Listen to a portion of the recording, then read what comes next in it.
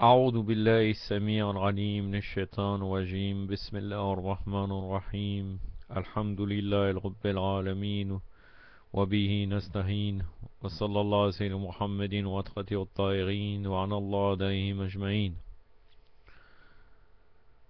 أسعد الله أيامكم بميلاد رسول الله صلى الله عليه وآله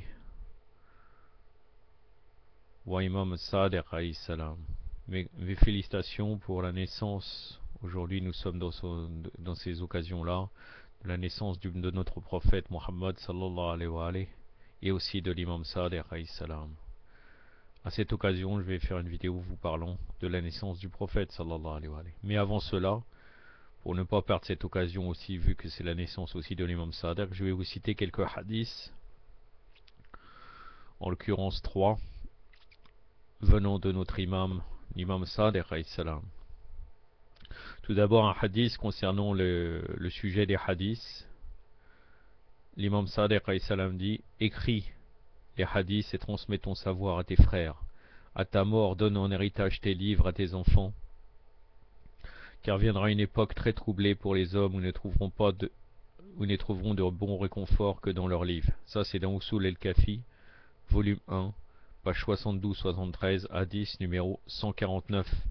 La référence, c'est la référence en arabe que je vous donne.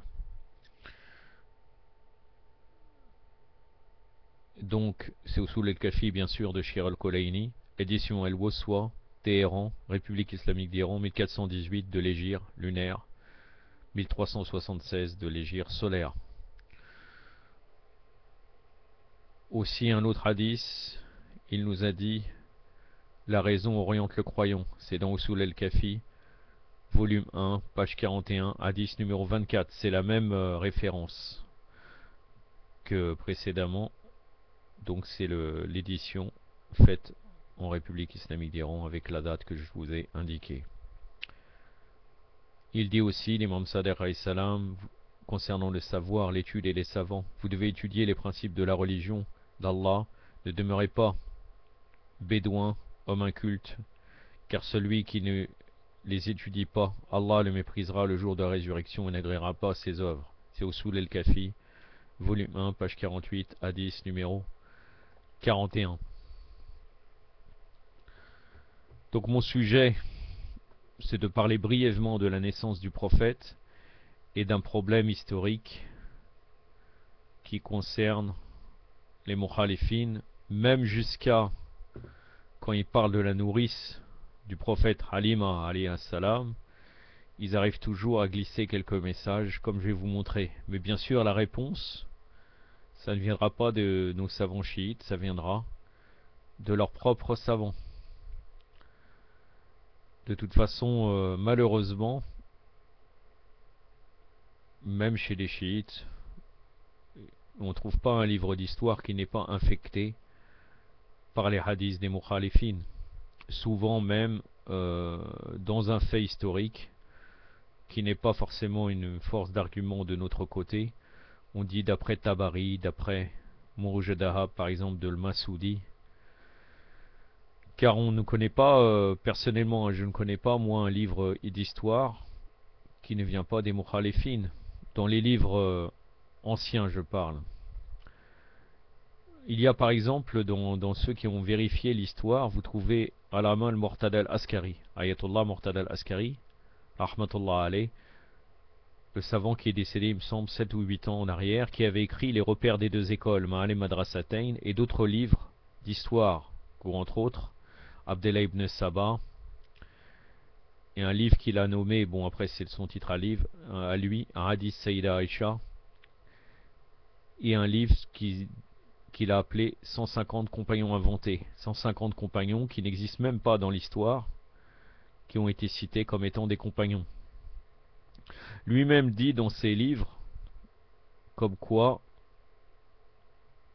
les récits qui sont authentifiés généralement chez les Ahlul Bayt, qu'on fait attention à la chaîne de transmission et à vérifier très précisément, ça concerne le fiqh. Sinon dans l'histoire, nous trouvons beaucoup de contradictions. Je peux vous donner un exemple. Par exemple, Shir Sadouk dit que Abdallah ibn Saba existait.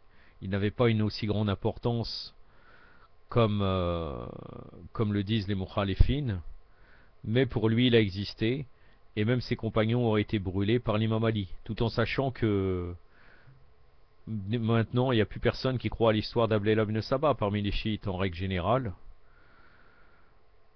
Donc en fait même on sait très bien que c'est une invention de Saif ibn Omar, un affabulateur connu, et donc c'est une invention totale.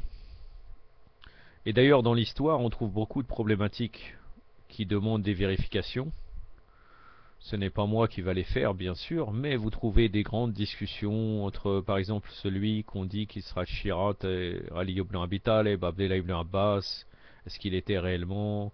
Vous trouvez des discussions sur Abdullah ibn Masoud, Morta al-Saqafi, Osama ibn Zaïd. Osama ibn Zaïd, on ne parle pas de la période où il a été nommé par le prophète sallallahu alayhi wa alayhi pour diriger le détachement de Syrie, où il avait envoyé certains Munafiq comme Abu Bakr et Omar à la campagne pour les écarter, dans cette campagne militaire pour les écarter pour qu'ils puissent nommer tranquillement l'imam Ali alayhi salam comme son successeur pour enseigner la religion et comme khalifa, mais ils ont refusé bien sûr. Et après Abu Bakr, par excès de zèle déplacé puisque ça le concernait en premier, la première chose qu'il a fait, une des premières choses qu'il a fait lors de son califat, c'est d'envoyer le détachement de Syrie d'Osama ibn Zaïd, bien sûr sans que lui parte. Il dit il faut que j'applique les choses que le prophète nous a ordonnées, dont le détachement de Syrie, alors qu'il était concerné en faisant partie de cette campagne militaire. Et le prophète sallallahu alayhi wa sallam, comme on le sait, même dans les livres des Mukhalifines, il a maudit ceux qui ne partiraient pas. Et là vous voyez comme Abu Bakr et Omar qu'ils auraient dû partir. Allah kulli hal. Donc Osama ibn Zaïd, il y a beaucoup de problèmes sur lui, car après il a eu beaucoup de changements dans sa vie. Nous avons un hadith de l'imam Baqir alayhi salam qui nous dit ne dites rien sur Osama ibn Zaïd car il aurait fait tauba. Mais ses positions sont très ambiguës. Est-ce que ce hadith est vrai? Je ne peux pas vous dire. Autre personne ambiguë, Mohammed ibn Hanafi et bien d'autres. Donc en fin de compte, quand nous lisons les livres d'histoire, et d'ailleurs tous les livres sont infectés des récits des mukhalifines, je vais vous donner quelques exemples tout de suite. Quand nous lisons les livres d'histoire ou d'autres, il faut avoir une lecture critique. Si vous regardez par exemple un livre de référence qui concerne l'éthique, comme Jami as-Sa'adat de Naraqi, vous trouverez qu'à l'intérieur, il a glissé des récits qui appartiennent aux Grecs. Il dit Platon a dit, étonnant comme position, tout en sachant que c'est un livre de chiites, d'un auteur chiite. Même en plus des fois, il glisse certaines traditions de Abu Hamid al-Razali. Abu Hamid al-Razali qui ont dit qu'à la fin de sa vie serait rentré dans Ahlul Bayt. Il a un dernier livre qu'il a appelé Sir al-Alamin où il dénonce Saqifa Bani Saïda. Mais Abu Hamid al-Razali, toute sa vie a servi la cause des mukhalifines. Après, effectivement, il est rentré dans le soufisme, mais en quoi ça nous concerne? Toute sa vie a été orientée en dehors de Ahlul Bayt. S'il est rentré dans Ahlul Bayt, alhamdoulilah pour lui, Inch'Allah, il sera sauvé. Mais citer Abu Hamid al-Razali, donc entre autres, là c'est le livre Ihya Ulumuddin, Purification des sens de la religion, ça n'a aucun intérêt. Les hadiths de Ahlul Bayt sont largement suffisants sur le sujet de l'éthique. D'ailleurs, je renvoie à ceux qui voudraient lire. Le volume 4 que nous avons en langue française de Usul al-Kafi est rempli des instructions d'éthique venant de Ahlul Bayt. Donc pourquoi utiliser Ihya Ulumuddin? Sans compter après les infiltrations dans d'autres sujets,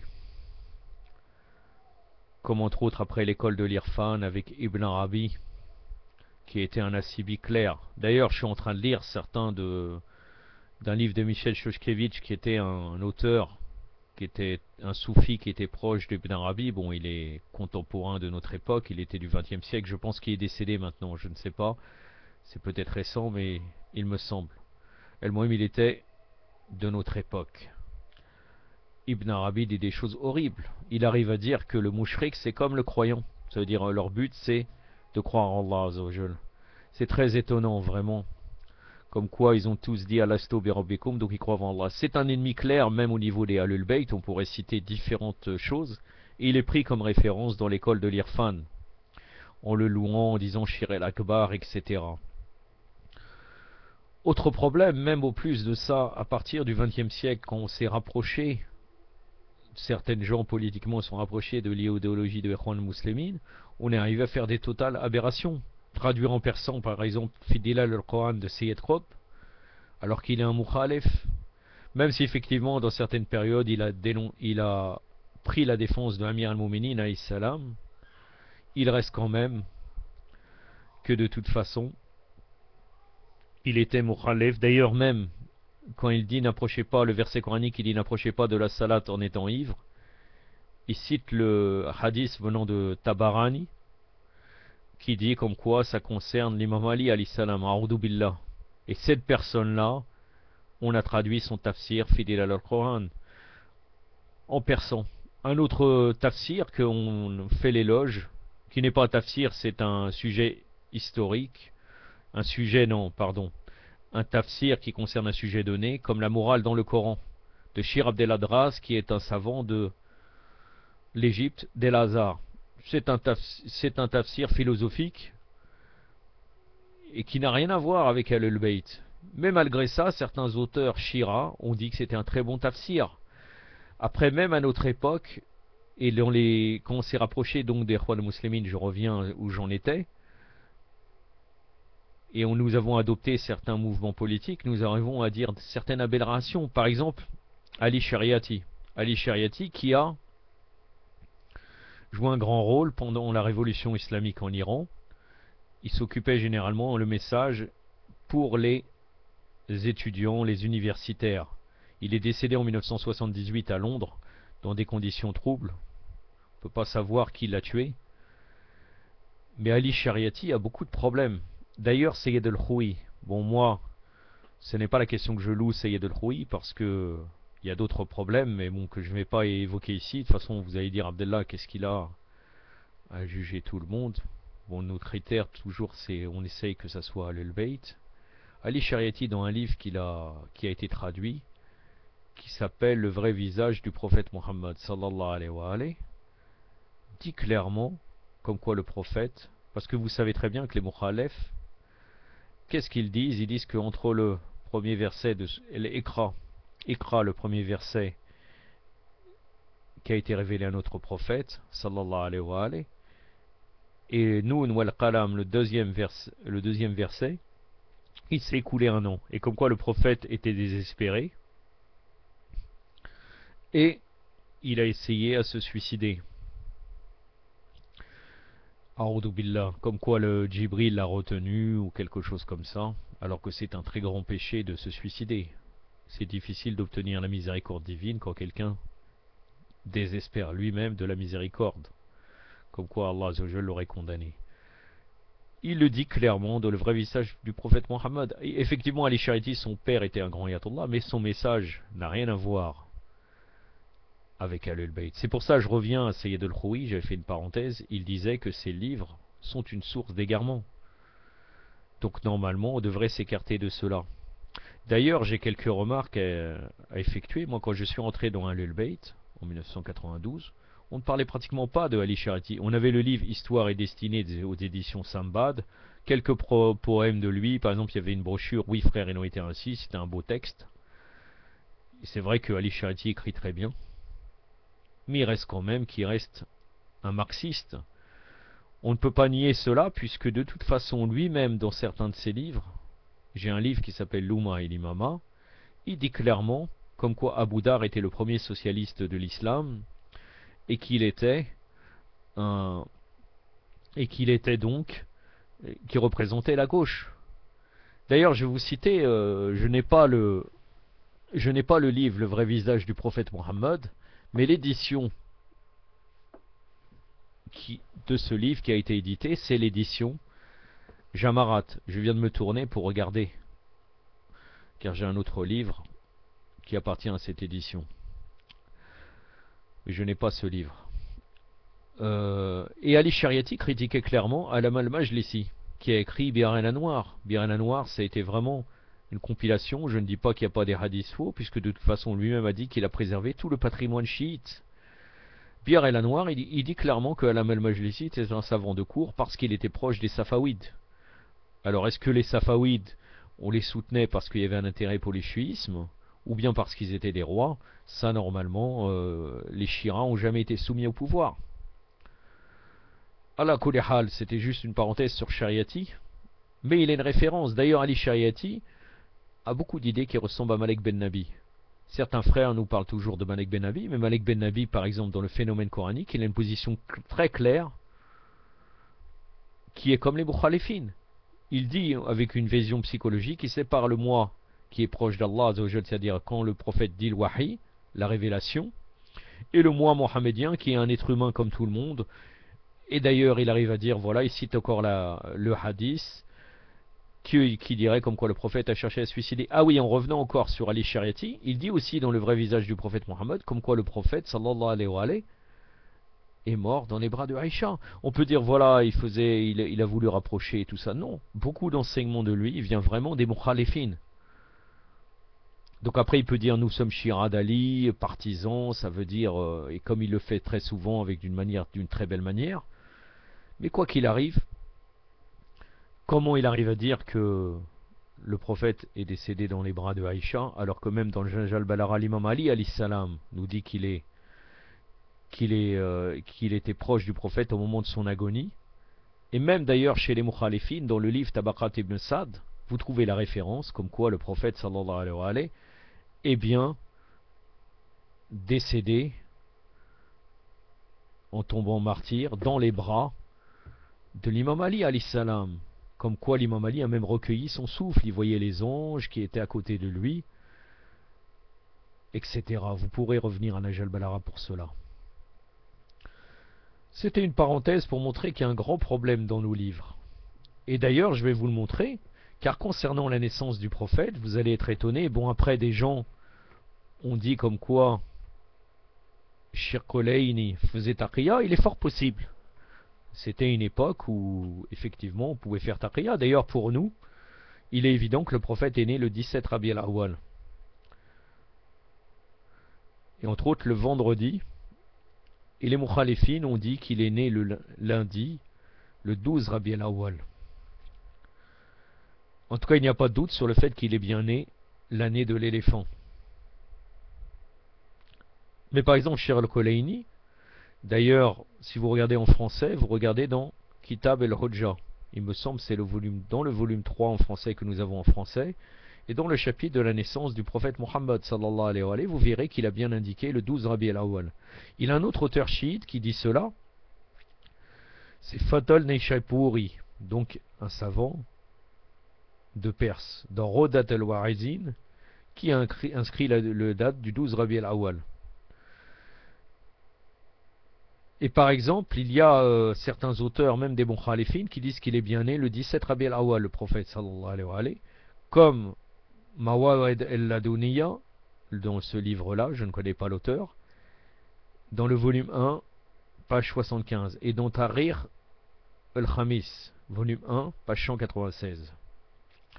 Donc sa naissance, comme vous le savez, a été remplie aussi de certains miracles. Il y a eu beaucoup de miracles qui ont été faits. Donc Yaqoubi, j'utilise un livre un livre venant des chiites, mais il cite Yaqoubi. Bon, après il est effectivement, donc volume 2, page 8, et Tabarsi. Bon, Tabarsi c'est une de nos références dans son livre intitulé El Melwara, page 11. Il dit, en ce jour bienheureux, les démons furent chassés des cieux, l'arc de Kasra en Perse eut une brèche, de sorte que certains de ses dômes furent détruits à jamais. Le temple du feu zoroastrien, situé à Fars, s'éteignit. Les idoles furent toutes sans exception renversées et jetées par terre, et une lumière bien éclatante émana de la sainte personne du prophète sallallahu alayhi wa sallam pour monter vers le ciel, de sorte qu'une immense étendue dans l'espace fut illuminée par ce phénomène. Et la toute première phrase que le prophète prononça fut Allahu Akbar, Alhamdulillah kasiran, wa subhanallah bukratan wa asila. Donc ce signal d'alarme, ces faits étranges furent un signal d'alarme pour tous les tyrans et tous les oppresseurs, et une bonne annonce pour les oppressés, une bonne nouvelle qui annonçait l'apparition et la manifestation en chair et en os du dernier des prophètes, sallallahu alayhi wa alayhi, tout en provoquant la fin du paganisme, de l'idolâtrie, de l'hérésie des mécréants et des polythéistes.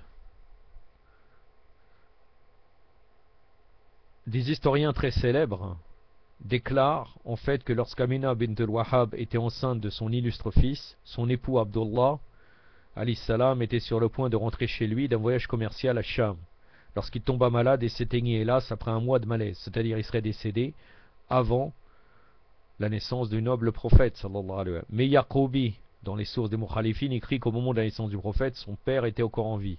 Il est dit que 7 jours après la naissance du prophète, son grand-père, l'illustre seigneur Abdul Muttalib, il immola une brebis et durant une cérémonie officielle nomma le nourrisson Muhammad. Allahumma salli ala Muhammad wa ali Muhammad wa al fajum. Lorsqu'on lui demanda la raison de son choix pour un tel nom, il répondit dignement: je voudrais qu'il soit toujours loué et glorifié dans le ciel et sur la terre. Donc là, on va voir la problématique du récit que je vais vous citer. Vous voyez toujours que les Mukhalifines cherchent toujours à rabaisser la famille du prophète. Les savants Mukhalifines. Donc le messager d'Allah, sallallahu alayhi wa sallam, fut allaité par sa mère Amina. Durant les 7 premiers jours de sa vie, on le remit ensuite à Suwayba, qui était l'esclave d'Abu Lahab. Cet esclave l'allaita à son tour pour quelque temps. D'après les faits historiques racontés par Diyar al-Bakri dans Tarikh al-Khamis. Voilà, tout à l'heure je vous ai cité Tarikh al-Khamis, c'est Diyar al-Bakri qui a écrit ce livre. Volume 1, page 223, selon une ancienne tradition arabe chez les aristocrates et les familles respectables et riches, les dames de la noblesse devaient choisir une nourrice pour leur nourrisson. Par conséquent, le bébé d'Abdul Muttalib fut remis à une personne nommée Halima Sardaïa. Là, vous allez voir, c'est comment elle a obtenu, qui est problématique. Elle emmena le bébé avec elle au désert. En ce qui concerne la raison, donc pourquoi les aristocrates mécois envoyaient leur enfant au village, il y a quelques explications. Premièrement, les nourrices étaient souvent des paysannes qui habitaient dans le Sahara et qui étaient toujours en marche en allant de place en place. Les enfants grandissaient ainsi dans le Sahara et devenaient des créatures braves, courageuses, indépendantes et de libre pensée. Troisièmement, comme les paysans étaient souvent en marche, ils ne fréquentaient point les étrangers. Par conséquent, la langue arabe qu'ils parlaient était bien plus éloquente, plus articulée et plus précise que les autres. Et les enfants mécois étaient ainsi envoyés au désert pour pouvoir parler un meilleur arabe et apprendre à parler une langue plus éloquente et bien plus raffinée. Oui, puisqu'à la Mecque, c'était un carrefour commercial. Donc il y avait différentes communautés. Et en plus de ça, voilà, il y avait le pèlerinage des mouchrikines. Selon Ibn Isaac, en une occasion, le prophète lui-même avait parlé de ce fait et déclaré: je suis le plus éloquent d'entre vous, car non seulement je viens de la tribu de Quraysh, mais je fus aussi allaité par une touriste de la tribu des Bani Arsad. Là, c'est encore une affirmation des Mukhalifines qui est complètement aberrante, car bien sûr le prophète par lui-même, le fait qu'il soit prophète, parle la meilleure langue. Il n'a pas besoin de venir même de la tribu de Quraysh ou bien de Bani Sad, comme quoi il a été élevé par la tribu des Bani Sad. Quatrièmement, comme il y avait toujours une épidémie de choléra et d'autres maladies mortelles à la Mecque, il est indispensable et obligatoire d'envoyer les nouveau-nés au Sahara pour empêcher de mourir. Il y avait souvent des épidémies. Donc c'était une manière de les protéger en les envoyant au Sahara. Voilà. Donc là on va voir Ibn Isaac, qu'est-ce qu'il nous dit et qu'est-ce que les savants même des Mukhalifines ont répondu d'une manière pour réfuter son propos, car ce qu'il dit est complètement aberrant. Ibn Isaac nous dit au volume 1 de son livre, page 171, il cite les propos de Halima Sardaïa. Donc là, comme quoi, Halima, alayhi salam, aurait dit cela. Ce qu'elle va nous dire. À l'époque où nous dûmes faire face à la sécheresse, accompagnés par d'autres femmes de la tribu de Bani Saad, nous dirigeâmes vers la Mecque pour allaiter des nourrissons en échange d'un salaire. Donc c'est-à-dire ils ont été là-bas pour trouver un travail, pour pouvoir allaiter les nourrissons. Mais lorsqu'on présenta le futur messager d'Allah à chacune des femmes de la tribu, en expliquant que le bébé était un orphelin, aucune des femmes ne voulut l'accepter, car nous voulions toutes recevoir un salaire de la part du père du nourrisson que nous allons devoir allaiter. Toutes les femmes acceptèrent un nourrisson sauf moi. et comme moi je n'aimais pas retourner les mains vides, j'acceptais finalement d'allaiter ce bébé orphelin, et l'une des raisons qui me poussa à l'accepter était le fait que je n'avais trouvé aucun autre bébé. Peut-être on a l'impression là qu'il n'y a pas de problème, mais vous allez voir que dans ce récit il y a énormément de problèmes et de contradictions. C'est pour ça qu'il faut vraiment, quand on lit les livres, qu'ils soient sunnites, qu'ils soient des mukhalifines, pardon, ou bien des shiras, il faut vraiment bien vérifier s'il n'y a pas de contradiction avec notre croyance. Donc ce rapport, selon une documentation authentique, est en quelque sorte encombré par des imperfections, et celui qui a rapporté cela est un nommé Jam ibn Abi Jam. Donc en premier lieu, celui qui a rapporté ce récit s'appelle Jam ibn Abi Jam. Dahabi, dans son Minzan al-Irtidal, volume 1, page 426, écrit Jam ibn Jam, un document offert par Ibn Ishaq, est un homme inconnu, dont on ne peut situer proprement la place dans la société de cette époque. Donc là, c'est pour ceux qui croient à Ilm al-Rijal. Un autre point de faiblesse dans ce document est comment est-ce possible qu'un homme tel qu'Abdel Muttalib, avec tout le faste et toute la grandeur qu'il possédait parmi les aristocrates de la Mecque et de la tribu de Quraysh, ne pouvait même pas payer le salaire bien signifiant d'une nourrice campagnarde, surtout pour un homme généreux, philanthrope et un libéral comme lui. Un homme qui chaque jour offrait à manger à une centaine de personnes et qui, selon une métaphore bien descriptive, avait laissé ouverte la porte de sa demeure à tous les pauvres et à tous les destitués de la ville pour apaiser leur faim. C'est-à-dire il avait l'habitude de nourrir tout le monde, les pauvres qui venaient le voir, ou bien il laissait ouvert tout le temps de sa maison, et il n'est pas capable de payer un salaire alors qu'il s'occupe actuellement du prophète sallallahu alayhi wa sallam.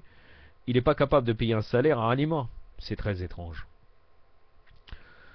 D'un autre côté, les paysannes qui habitaient les villages devaient en vérité se sentir bien honorées de vouloir prendre en charge un nourrisson qui appartenait à la plus grande famille aristocrate et aux plus prestigieux membres de l'illustre tribu de Quraysh, tel que le seigneur Abdel Muttalib. C'était une fierté pour ces femmes campagnardes de s'occuper d'un nourrisson venant de la famille d'Abdel Muttalib.